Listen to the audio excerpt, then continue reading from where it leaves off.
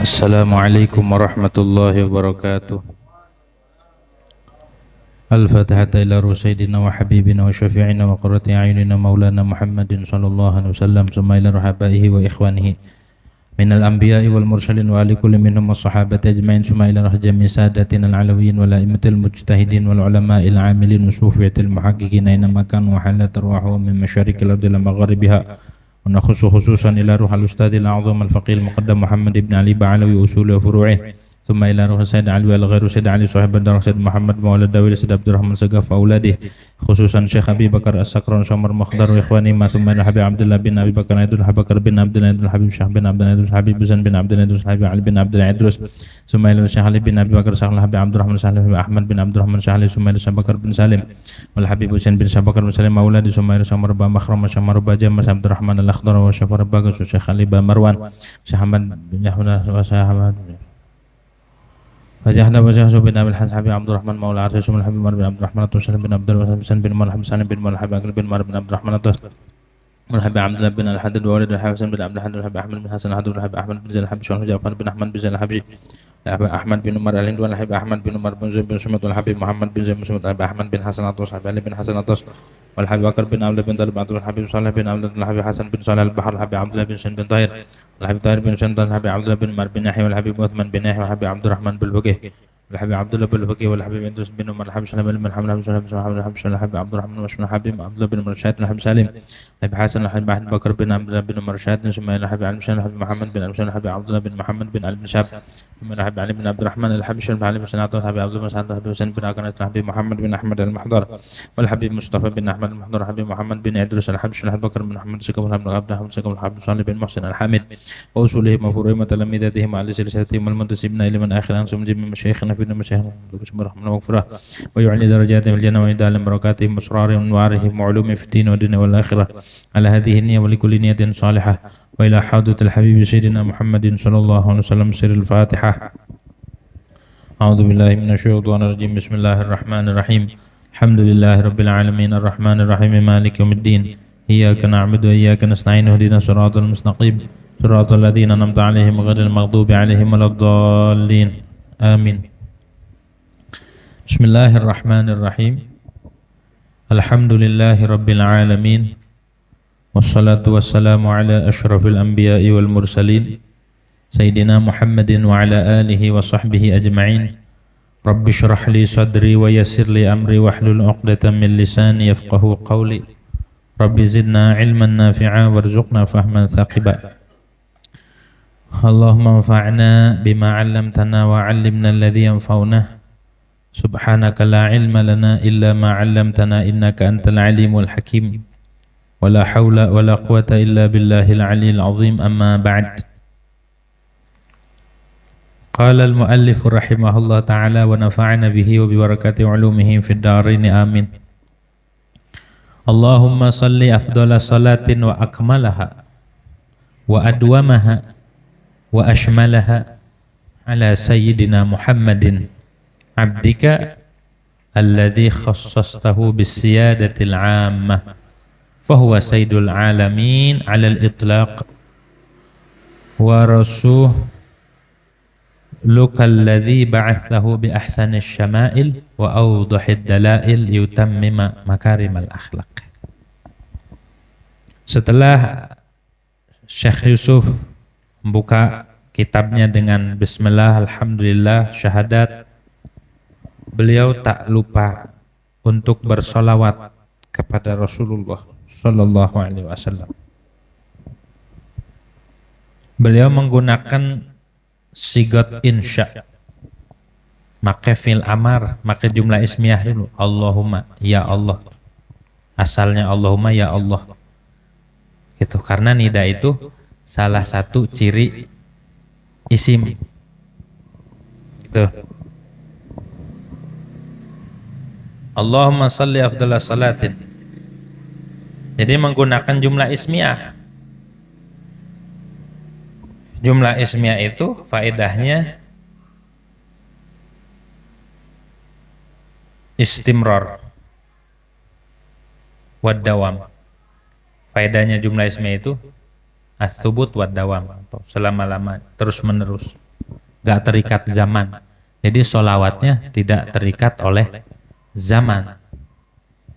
Tuh.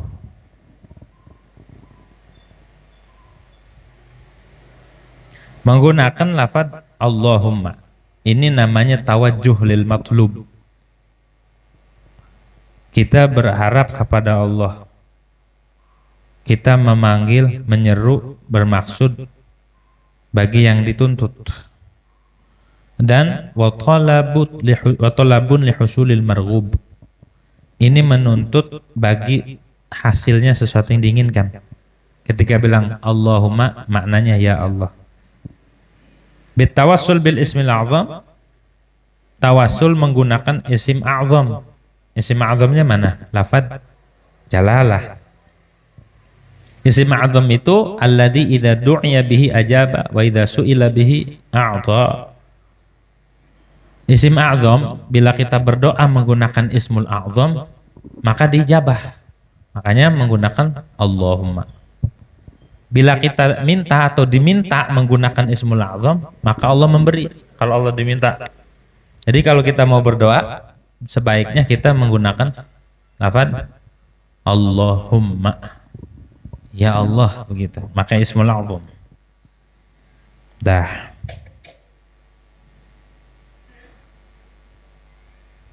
Kenapa digunakan dengan lafaz Allahumma?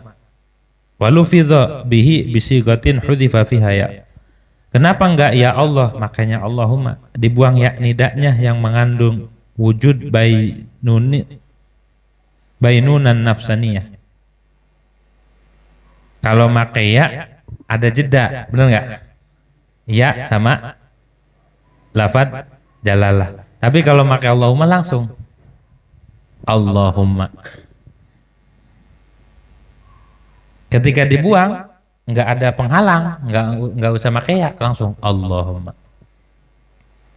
Dan diganti ya-nya pakai mim. Asalnya ya Allahumma dibuang ya-nya. Jadi Allahum adalah lafaz jalalah. Itu menandakan atau menunjukkan yaqtadi kuwatal himmah fit talab wal jazm, menetapkan akan kuatnya himmah tujuan di dalam meminta Allahumma. Kenapa golibnya kita ngedoa pakai lafaz Allahumma? Wa inna ma ju'ila hadzal ismul azim fi awailil ad'iyati ghaliban li'annahu jami'un li jami'i ma'anil asma'il karimah. Karena lafaz Allah itu lafaz jalalah mengandung seluruh makna nama-nama Allah yang mulia yang jumlahnya 99 Asmaul Husna. Itu semuanya terkandung di dalam lafaz jalalah. Maka ketika kita berdoa menggunakan Allahumma ftah alayya, misalkan Allahumma ghfirli, Allahumma arhamni, itu menandakan dia kuat himmah tujuannya di dalam meminta ya Allah begitu ya. Oh. Jadi kita menggunakan Allahumma itu menggunakan ismul a'zam. Kayak orang lagi malas, biar semangat gimana? Doa biar kita dikasih himmah. Malas banget ya baca Quran, malas banget ibadah, malas banget ngaji. Doa Allahumma fahsain. Allahumma paksain. Paksain, jangan malas. Jadi lafaz jalalah itu top. Kalau kita ngedoa dengan lafaz jalalah goncang. Seperti kita mau minta hujan. Seperti Rasulullah SAW waktu khutbah, Rasul diminta sama salah satu sahabat ngeluh keadaannya. Ya Rasulullah, hewan-hewan kita udah pada mati kepanasan, tumbuh-tumbuhan pun sama, makanan udah berkurang. Doain ya Rasulullah biar hujan. Nabi langsung angkat tangan. Padahal ini lagi panas nih. Nabi doa dengan doa yang masyhur. Allahumma asqina ghaithan mughithan hani'an mari'an sahhan tabaqan mujallalan aman daima. Ya Allah, hujani kami, sirami kami dengan air hujan.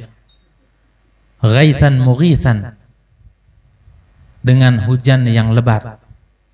hanian yang enak, marian sama enak, yang menyuburkan, sahan sama deres, tobakon berlapis, deres juga, mujallalan aman daima. Pas habis ngedoa itu langsung awan pada kumpul, dari mana-mana pada datang, gelap, langsung hujan. Kagak berhenti-berhenti didoain nama Nabi hujannya. Habis itu ngeluh lagi, ya Rasulullah, bisa-bisa mati nih hewan kita nih, kebanjiran. Tadi minta hujan, ketika dihujanin dia minta diberhentiin. Ya itulah manusia begitu, manusia lagi panas minta hujan, udah hujan pada neduh. Coba lagi panas minta hujan, udah hujan pakai jas hujan sama payung. Gimana sih?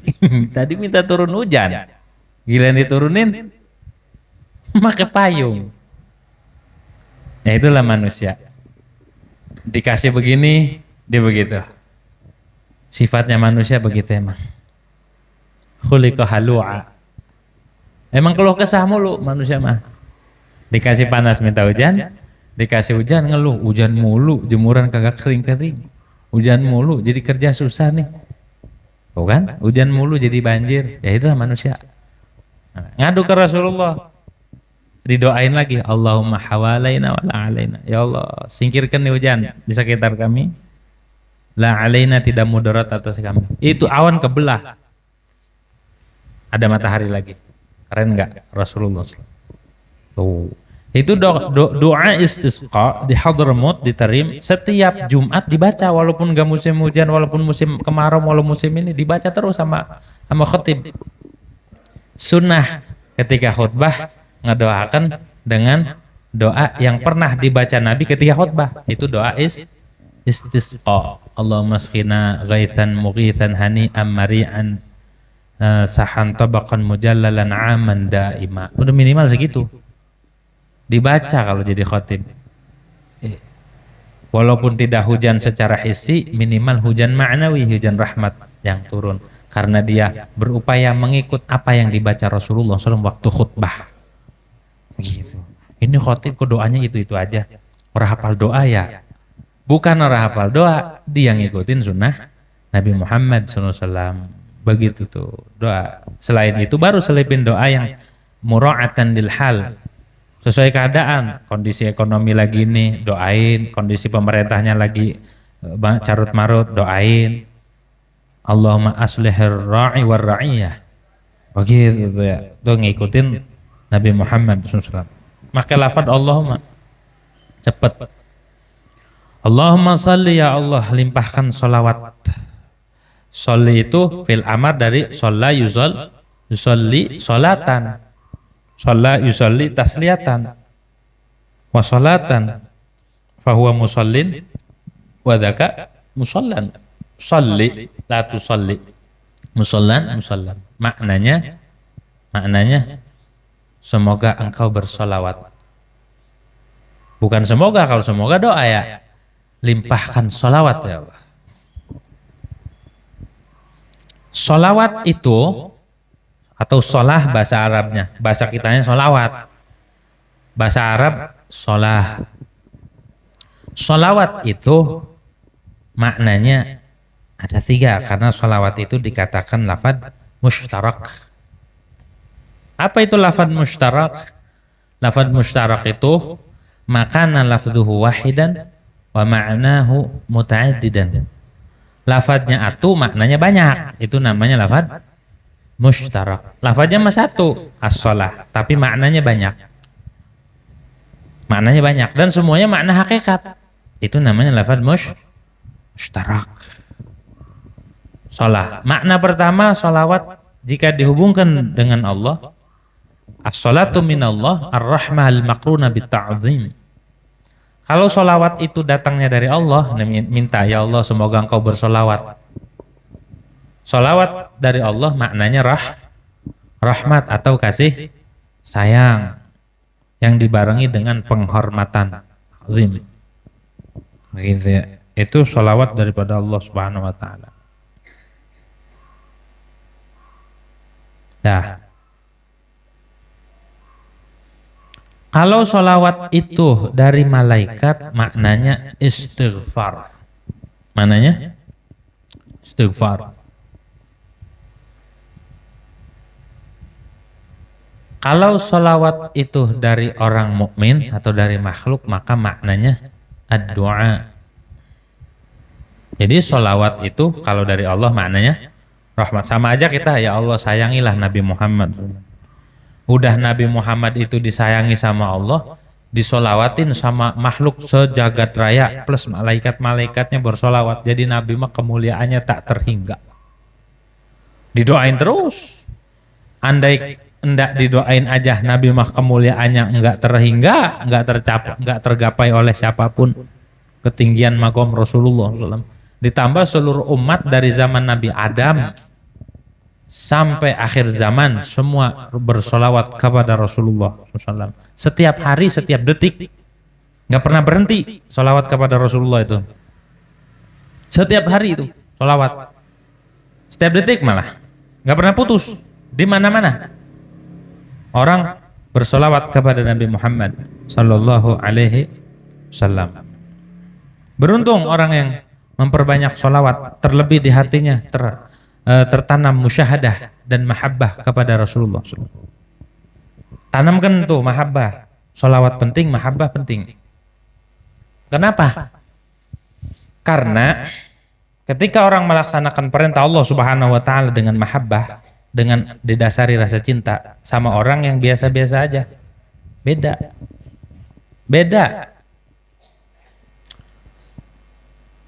Orang ngelaksanain sunnah, taruhlah siwak.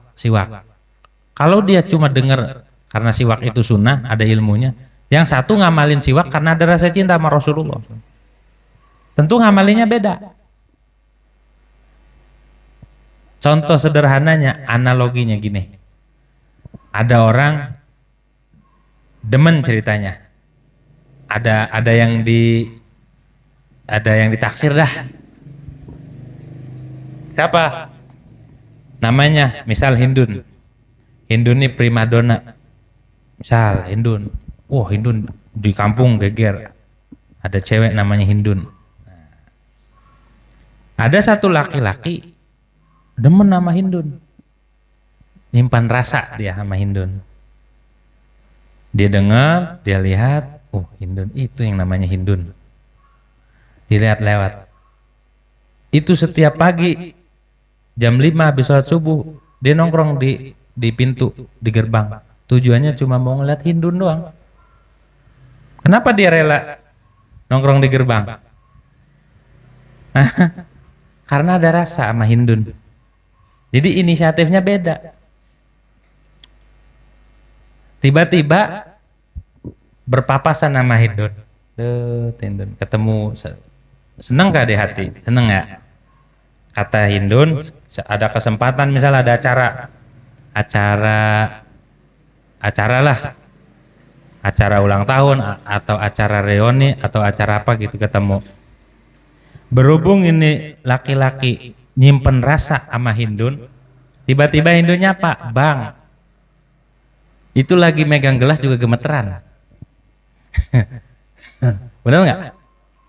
Gemeteran, disapa doang tuh, disapa. Apalagi disenyumin sama Hindun, langsung jatuh. Kenapa Bang? Agak kuat berdiri saya rasanya. Misal ini mah. Akhirnya kata Hindun, Bang, tolong ambilin aqua tuh Bang. Itu ngambil aqua sambil gemeteran. Dag dik dug. Perasaannya gimana gitu disuruh ngambil aqua sama Hindun. Dia ngambil aquanya, inisiatifnya beda. Ketimbang orang kagak ada rasa. Satunya temennya disapa, Bang tolong ngambilin gelas. Ya biasa aja nih. Beda nggak? Sama-sama ngambilin, sama-sama nganterin. Tapi yang ada rasa mah udah geget rasanya. Ngasih juga. Nih ngomong juga kagak bisa ras. Tapi yang nggak ada rasa, nih gelas. Maksud ana, ketika orang di hatinya ada Rasulullah, di hatinya ada Allah Subhanahu Wa Taala. Ketika dia mengamalkan ibadah, mengamalkan perintah Allah, mengamalkan sunnahnya Nabi Muhammad SAW, beda. Inisiatifnya itu beda. Kalau yang cuma tahu ilmu, ya udah amalin aja. Aja gijik. Tapi kalau yang ada rasa, dia mau wudhu aja kebayang ini perbuatan Rasulullah. Begitu, mau minum kebayang. Bagaimana cara minumnya Nabi Muhammad SAW? Jalan pakai sendal aja, dia kebayangnya Nabi dulu, bukan sendalnya. Nabi pakai kenan dulu. Pakai mau jalan tuh. Jadi inisiatifnya beda, orang yang ada cinta dengan orang yang tidak ada cinta. Sama. Ketika bersolawat kepada Nabi Muhammad SAW, ada orang bersolawat tapi dia nggak ngerti cinta. Solawat, biasa. Ada orang yang ngerti cinta sama Rasulullah, solawatnya beda. Bedanya dia ta'zim. Solawatnya juga buat apa? Niatnya, tujuannya. Bahkan sebelum solawat dia salam dulu. Kayak orang mau masuk ke rumah, didahulukan apa? Salam dulu apa langsung dobrak? Salam. Kalau kita mau masuk ke haribaan Kanjeng Nabi Muhammad SAW, maka salam terlebih dahulu. Dia sering mengucapkan salam. Andai bukan mulutnya yang bersalam, hatinya bersalam. Andai hatinya bukan, jiwanya selalu bersalam kepada Rasulullah SAW. Oh, beda kan? Jadi sholawatnya kayak Imam Yusuf Nabhani. Oh, beliau sama Nabi Muhammad luar biasa. Beda. Gojek sama pacarnya atau suaminya yang bawa, ya beda. Gojek mah karena emang dia mah kerjaan. Kalau suaminya yang bonceng istrinya, karena emang sayang sama istrinya. Beda kan? Kalau Gojek bawa, gejulukan nembat, jeger. Sampai hilang tuh penumpang, mana itu penumpang? Tapi kalau suaminya bawa, ada gajlugan di rem. Bahkan gajlugan 100 meter udah ngerem dulu. Bang, saya takut ente kenapa-napa. Tuh, beda kan? Ya begitu dah. Intinya kalau orang ibadah, di dalam hatinya tertanam cinta kepada Allah dan Rasul, beda. Ketimbang orang ibadah tapi di dalam hatinya tidak tertanam cinta kepada Rasulullah. Sama-sama, bersiwaknya sama, wudunya sama, sholatnya sama, tapi yang tertanam Nabi Muhammad SAW di dalam ibadahnya dia musyahadah kepada Rasulullah. Ini disebutin di dalam kitab Tuhfatus Salikin. Bagaimana sih musyahadah itu? Di situ dibaca aja. Dia mau makan, ingat Nabi. Baca Quran dia ingat Nabi. Ngelihat Quran dia seperti ngelihat Nabi. Di situ terangin begitu. Kalau pengen ngelihat Nabi secara nyata, lihat Quran. Kenapa? Karena Nabi itu bentukan Quran nyata. Jadi Quran berjalan itu ya Rasulullah. Kalau pengen ngelihat Rasul secara nyata, lihat Quran. Maksudnya membaca, dilihat doang buat apaan? Lihat aja saya mau lihat Quran. Gak dibaca. Orang aku demen sama Nabi tapi sama Quran kagak pernah baca. Yang dia baca WA mulu, scroll mulu, YouTube, TikTok dan lain sebagainya. Gimana dia mau dekat, mau akrab sama Rasulullah SAW? Begitu. Kalau kita julukannya bukan Quran berjalan, WA berjalan, medsos berjalan. Karena di mana-mana baik ada HP, mau jalan HP, ini di kantong HP, ya kemana baik HP. Al-Quran mau boro. Ngaku cinta, Quran ditinggal. Begitu ya. Jadi beda. Maka tanamkan, selain kita rajin bersolawat, selain kita perbanyak solawat, tanamkan juga di hati kita kedekatan, kemelekatan dengan Nabi Muhammad. Yang mana ketika mendengar namanya aja udah gemeter. Kenapa kita ketika mendengar asyhadu anna Muhammadar Rasulullah, ketika adzan kita dengar nggak? Dengar nggak? Biasa aja ya. Dengar mah dengar, tapi biasa aja. Ngopi, ngerokok, ngomong tetap. Kenapa nggak ada getaran, nggak ada rasa ta'zim? Ada beberapa faktor. Satu, faktor muadzinnya juga niatnya atau hal-hal sunnah dan sebagainya, syarat-syarat yang nggak dipenuhi. Kedua, kitanya yang ngedenger ketutup. Maksudnya kemuliaan diri kitalah yang menutup akan kemuliaan Nabi Muhammad. Mentang-mentang kita itu seorang guru, seorang ustadz, seorang tokoh, perasaan itu dibawa-bawa nih. Gua kan gini-gini ustadz. Itu nutupin akan masuknya kemuliaan Rasulullah ke dalam hati kita. Jadi ngedenger asyhadu anna Muhammadar Rasul biasa aja. Kenapa? Karena kemuliaannya ketutup dengan kita merasa dan perasaan-perasaan mulia, perasaan-perasaan kita ini, saya keturunan ini, begini-begini juga kan saya keturunan orang ini orang itu. Itu yang menghalangi kita akan hadir ke hadirat Rasulullah SAW. Andai kita ngosong ini, bukan saya disebutin asyhadu anna Muhammad Rasul, selak aja air mata. Rindu sama Nabi Muhammad, dia takut. Andai ada presiden datang, ada Habib ini datang, ada Ken datang, langsung sigap. Tapi kenapa ketika nama Nabi Muhammad SAW disebut, dia tidak bergetar sedikit pun, tidak ada ta'zim, karena kemuliaannya ketutup oleh baju kita, baju kebesaran kita. Begitu ya. Kalaulah hati kita udah mengosongkan diri, udah ngenolin diri, maka walaupun itu baru azan dimulai Allahu Akbar, langsung dia netesin air mata. Gitu ya. Karena kemuliaannya langsung masuk. Kenapa kita sholawat zikir tapi nggak pernah meresap kebesaran yang kita sebut-sebut itu, baik Allah ataupun Rasul? Karena di dalam hati kita masih ada perasaan-perasaan, masih ada egois di dalam, sehingga nggak masuk tuh, kilas aja udah. Begitu ya. Bagaimana biar tertanam? Kosongin diri kita, nolin diri kita, biar yang ada hanya kemuliaan Nabi Muhammad Sallallahu Alaihi Wasallam. Jangan merasa kita memiliki kemuliaan karena keturunan fulan. Jangan kita merasa mulia karena ada jabatan, ada kedudukan dari masyarakat. Ini kiai fulan, ini ustadz fulan. Biarin orang manggil, tapi kita jangan merasa. Biarin orang manggil guru kek, manggil ustadz kek, manggil kita jangan ngerasa kita guru, jangan ngerasa kita ustadz, jangan ngerasa kita kiai, jangan ngerasa kita tokoh, kita mah hina. Begitu yang ditanamkan. Kita mah banyak dosa, ditanamkan, jangan disebut. Kalau diucap mah kadang ria.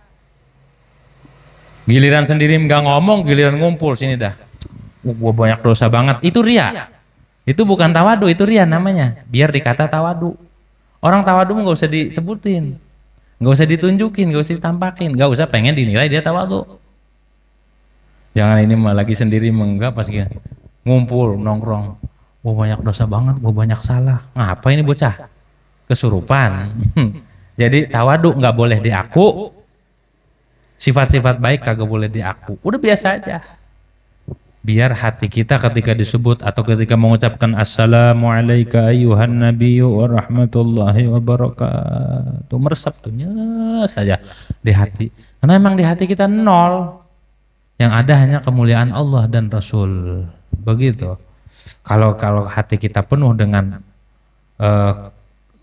perasaan-perasaan kita orang mulia, keturunan kiai, keturunan ini, keturunan raja, keturunan ini, ya kagak bakal dapat dah.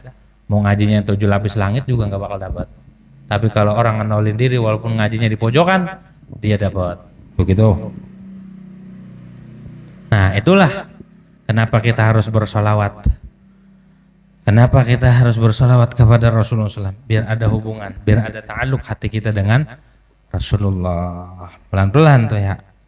Allahumma sholli ya Allah, limpahkan rahmat afdhalah sholatin dengan paling utamanya sholawat, wa akmalaha dan yang paling sempurna ya Allah, wa adwamaha dan yang paling langgeng, sholawat yang paling langgeng, wa ashmalaha dan yang paling mencakup, paling umum, paling merata, sholawat ala sayyidina Muhammad. Kepada siapa dilimpahkannya? Atas junjungan kita, tegasnya Nabi Muhammad sallallahu alaihi wasallam. Di sini menggunakan lafaz sayyidina gitu.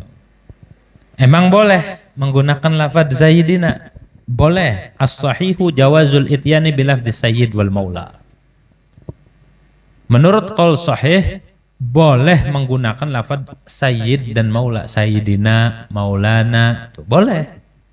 Dan seumpamanya mimma yaqtadi tasyrif wa tawqir wa ta'zim fi sholati ala sayyidina Muhammadin, dari sesuatu yang menetapkan akan memuliakan, mengagungkan di dalam bersolawat atas Nabi junjungan kita Nabi Muhammad. Boleh menggunakan lafaz sayyidina. Jadi menggunakan lafaz sayyidina itu sangat boleh. Kalau menurut qaul sahih boleh. Bahkan kata Imam Ibn Athaillah nanti, wa itharu dzalika ala tarkih. Wa yuqalu fi sholati wa ghairiha. Dan boleh mementingkan atas meninggalkan sayyidina. Jadi boleh make, boleh enggak. Begitu. Baik di dalam sholat atau di luar sholat juga boleh. Kan di dalam sholat kan Allahumma sholli ala sayyidina Muhammad wa ala sayyidina Muhammad kama shallaita ala sayyidina. Boleh maka sayyidina. Boleh juga Allahumma sholli ala Muhammad wa ala ali Muhammad kama shallaita ala Ibrahim. Boleh. Jadi yang make sayyidina boleh, yang kagak make boleh juga. Jangan nyala-nyalain. Gitu. Walaupun ketika Nabi bilang gini, ketika sahabat nanya kaifa nusolli alaik, Nabi ngajarinya qulu Allahumma sholli ala Muhammad wa ala ali Muhammad. Nabi enggak mengatakan sayyidina. Begitu. Makanya di dalam Rotibul Haddad riwayat dari Imam Haddadnya enggak menggunakan sayyidina. Allahumma sholli ala Muhammad wa ala ali sayyidina Muhammad. Allahumma sholli ala apa gimana? Salat. Allahumma sholli ala Muhammad. Allahumma sholli alaihi wasallim. Ya.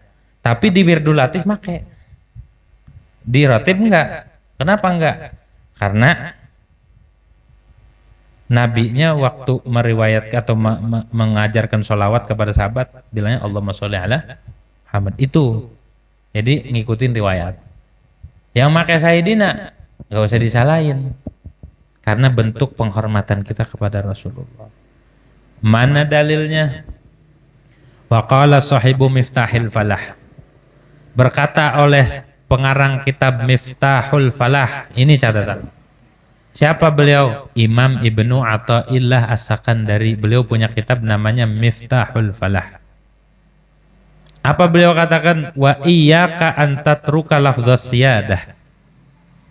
Dan awas, takutlah engkau bahwa engkau meninggalkan lafaz siyadah. Segot sayyidina tuh. Awas kalau bersolawat jangan ampe enggak menggunakan sayyidina, kata Imam Ibnu Athaillah. Kenapa? Fa fihi sirrun yadhharu liman lazama hadhil ibadata. Maka di dalam menggunakan lafaz sayyidina ketika bersolawat ada rahasianya. Yang mana rahasia ini nampak bagi orang yang melazimkan ini ibadah. Paham? Jadi Imam Ibnu Athaillah mesen, awas jangan tinggalin lafaz sayyidina karena ada rahasianya. Tuh, ya Imam Ibnu Athaillah mesen. Dan yang kagak make berarti dia iktisaran ala riwayah. Dia membatasi hanya riwayatnya memang begini, ngikutin riwayat itibaan. Jangan disalahin juga. Kagak make sih jangan disalahin. Yang make sayyidina jangan disalahin. Dua-duanya bener, yang kagak bener tuh enteng, ritik doang sholawat kagak. Make sayyidina kagak make sayyidina kagak bersolawat, banyak kritik doang. Gitu ya. Jadi yang make lafaz sayyidina enggak apa-apa, yang kagak make enggak apa-apa. Ketika ada ratib, misal di satu riwayat ada riwayat ratib yang agak make sayyidina Allahumma sholli Muhammad Allahumma sholli 3 kali Allahumma sholli ala Muhammad Allahumma sholli, enggak apa-apa. Itu emang riwayat dari sahibul ratibnya. Kalau yang make sayyidina apa-apa juga. Ini diterangkan di dalam kitab Syarah Ratibul Attas Al-Qirtas Al-Habib Ali bin Hasan Al-Attas juga terangin masalah sayyidina. Enggak apa-apa katanya menggunakan sayyidina. Ya, jangan disalahin. Andai enggak make, ya itu yang riwayatnya. Andai make, enggak nyalahin syariat juga. Bahkan Imam Ibnu Athaillah Sakandari ini pesannya. Ada rahasianya. Begitu ya. Walhasil jangan saling menyalahkan. Enakan damai. Gitu ya. Toh apa gunanya nyalain? Gitu. Yang salah tuh kita. Kagak make ilmu nyalain orang berilmu. Nah itu kita yang salah. Repot gitu. Akhirnya yang bicara apa? Nafsu. Makanya kalau sama orang juhal, udah jangan debat. Sama orang bodoh mah kita yang salah. Kenapa debat sama orang bodoh? Gitu ya. Jadi lafaz sayyidina itu ada rahasianya. Abdika tegasnya hambamu. Kenapa Nabi itu disebut abd sama Allah Subhanahu wa taala? Samahullahu taala abdan wa syarrafahu bihadzal ismi. Allah namakan Nabi Muhammad itu akan abd. Abd itu hamba. Syarafahu, dan Allah muliakan pula Nabi Muhammad dengan nama ini. Jadi mulia Rasulullah menjadi hamba Allah. Wa dzalika ghaiatut tafdhil wa takrim haitsu ajalla qadrahu wa 'azzama amrahu. Dan itu puncaknya mengunggulkan Nabi Muhammad dan memuliakan Nabi Muhammad. Sekira-kira Allah agungkan kedudukannya, wa 'azzama, dan Allah agungkan akan perkara Nabi Muhammad sallallahu alaihi wasallam. Jadi ketika disebut abd, itu pangkat tertingginya Rasulullah. Pangkat tertingginya seorang salik, seorang hamba ketika dia sudah benar-benar menjadi hamba Allah. Jadi pangkat hamba Allah itu pangkat tinggi. Awas. Ini mah haji jarang, sholat jarang, pas nyumbang pengennya hamba Allah, ketinggian. Tulis dari hamba Allah sekian gitu. Giliran disebutin, giliran kecil makai hamba Allah, giliran gede makai namanya. Kelaguan. Kalau hamba Allah nggak boleh tersinggung ya, anda yang nggak disebutin. Dan juga jangan gini, tuh hamba Allah tuh saya tuh ya, diaku diumuminya hamba Allah, tapi pas diumumin, oh nggak tadi yang disebutin hamba Allah tuh, itu saya tuh 1 juta. Oh kok hamba Allah, engkau mending tulis nama aja udah, daripada nulis hamba Allah tapi di dalam dirinya ngaku-ngaku. Karena hamba Allah itu pangkat tertinggi seorang wali, pangkat tertinggi seorang makhluk di hadapan Allah ketika dia mendapat predikat Abdullah, hamba Allah. Gitu ya. Kalau kita mah hamba-hambaan, sholatnya kayak masih nawar, agak capek. Itu pengen hamba Allah. Pengen labelnya hamba Allah.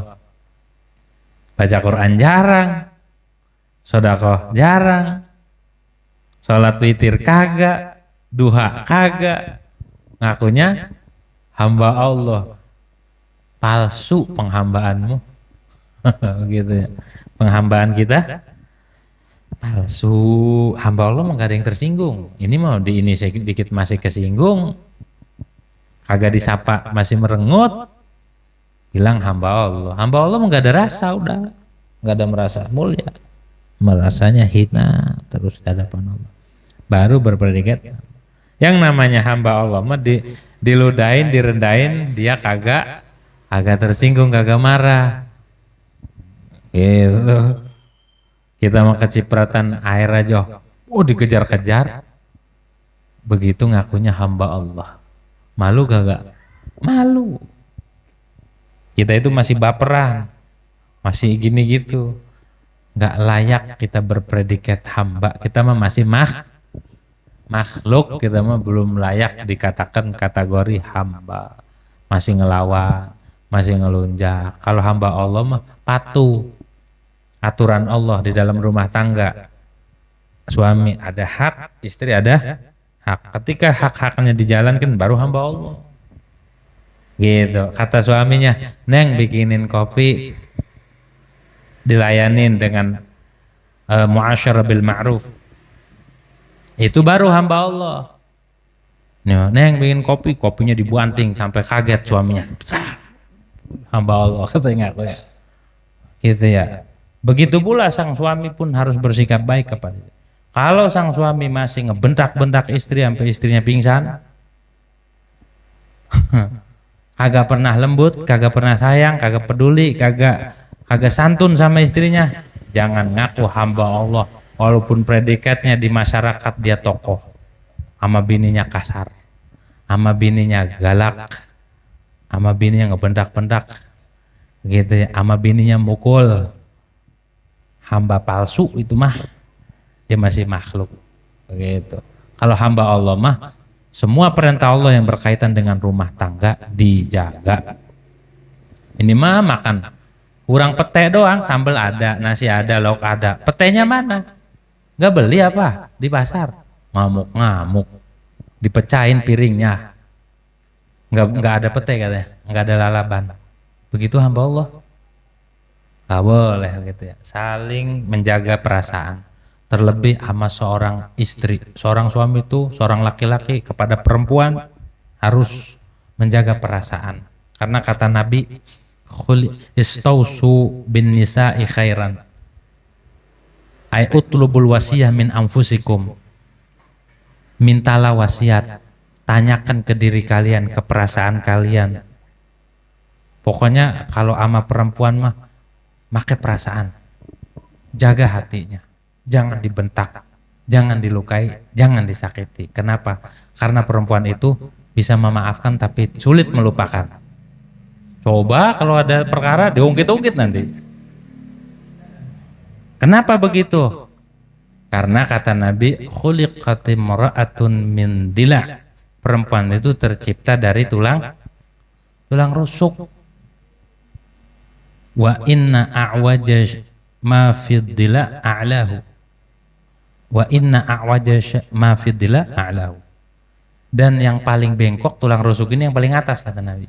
Ya, benar enggak? Nabi yang ngomong nih, paling atas. In dhahabta tuqimhu kasartahu. Kalau kau pengen lurusin, patah. Orang bengkok, mau dilurusin kayak gimana? Jadi kalau ngambek, ya kita kudu ngertiin. Kalau lagi ngambek nih, uring-uringan, bisikin. Ayo ke toko emas, gitu. Ajak aja ke toko emas. Mau beli ke mau kagak, ajak aja. Paling diudag-udag kalau nggak dibeliin. Emang begitu. Jangan dia marah, kita marah. Patah. Kalau engkau biarkan, ya emang bengkok aslinya. Emang begitu kata Nabi. Jadi kudu dijaga perasaannya. Begitu. Emang bengkok. Coba dah naik motor, sen kanan belok kiri. Emang begitu. Jangan diomelin. Emang begitu. Kitanya jangan ngomel-ngomel. Kudu kita ngerti. Kalau ada emak-emak nih ngesen kanan, terobos. Karena pasti belok kiri kebanyakan. Ini mah pengalaman pribadi saya. Berhenti kita yang ditabrak, kita yang diomelin. Kita berhenti ditabrak dari belakang, kita yang domelin. Coba kita diem aja. Itulah the power of emak-emak. Emang bener kata Nabi. Kalau kita yang ngotot, ya patah. Udah biarin aja, kita yang ngalah. Di dalam rumah tangga kalau pengen langgeng, ngalah. Jangan ini banting piring, ini banting gelas. Gitu ya, jaga. Itu baru Abdullah. Hamba Allah. Kalau kita masih ego, masih ketersinggungan, bukan hamba. Kalau seorang hamba itu ngerumasa sama Allah, nggak ada dirinya merasa mulia, nggak ada. Begitu ya, udah begini, ridho, suami ridho, istri ridho, udah dapetin ridho Allah Subhanahu Wa Taala. Tapi ridhonya pada jalan kebaikan. Jangan suaminya nggak sholat, hanya meredo punya suami kayak dia, keblek ini namanya. Istrinya kagak sholat, suaminya diem baik juga, kagak nyuruh, kagak ngapa, kagak. Saya meredo, katanya punya istri kayak dia, agak bleg dua-duanya, gitu ya. Redo mah pada kebaikan, kalau pada maksiat nggak boleh, begitu ya. Nah, jadi kalau pengen langgeng, tanamkan sifat ubudiyah di dalam rumah tangga. Yang istrinya menjadi hamba Allah, suaminya menjadi hamba Allah, maka akan tertanam anak keturunan, akan tercipta, akan memiliki keturunan yang humble, memiliki sifat kehambaan terhadap Allah Subhanahu wa taala. Nurut tuh nanti. Pengen punya anak nurut. Kagak ada yang nurut orang tuanya ya, gitu. Jadi rahasianya abad tuh magam paling tinggi abad tuh. Segitu dulu dah, udah malam kesian. Alladzi khassastahu bisiyadatil amah wallahu a'lam bishawab. Al-Fatihah. Bismillahirrahmanirrahim. Iyyaka na'budu wa iyyaka nasta'in.